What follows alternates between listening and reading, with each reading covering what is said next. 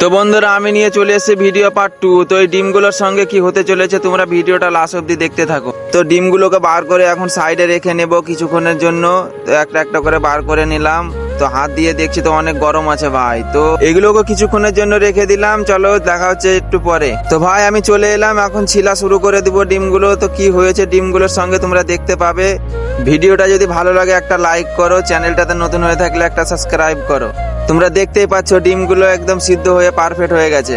তো এগুলোকে ছাড়িয়ে নিয়ে আগে তোমরা ভিডিওটা লাস্ট অব্দি দেখতে থাকো, কেউ স্কিপ করবে না।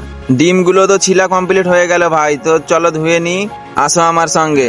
এত কষ্ট করার পরেও ভাই ডিমটা ছেলার পরে আমি এরকমটা দেখবো আমি ভাবতেও পারিনি। চলো তোমরা দেখতে থাকো আমার সঙ্গে কি হলো। তো দেখতেই পাচ্ছ ডিমটা আমি ছিলা স্টার্ট করে দিলাম। তোমরা দেখতেই পাচ্ছ ডিমটার সঙ্গে কি হয়েছে। ডিমটা কি খাবার উপযুক্ত আছে? আমি কি খেতে পারবো একটু ডিমটা? ডিম বলে কথা ভাই, আমি লোভ সামলাতে না পেরে মেরে দিলাম এক কামড়। তো ডিমটা তো আমাকে খেতে সেই স্বাদ লাগলো। ভিডিওটা যদি ভালো লাগে একটা সাবস্ক্রাইব করো। তো চলো নেক্সট ভিডিওতে দেখা হচ্ছে।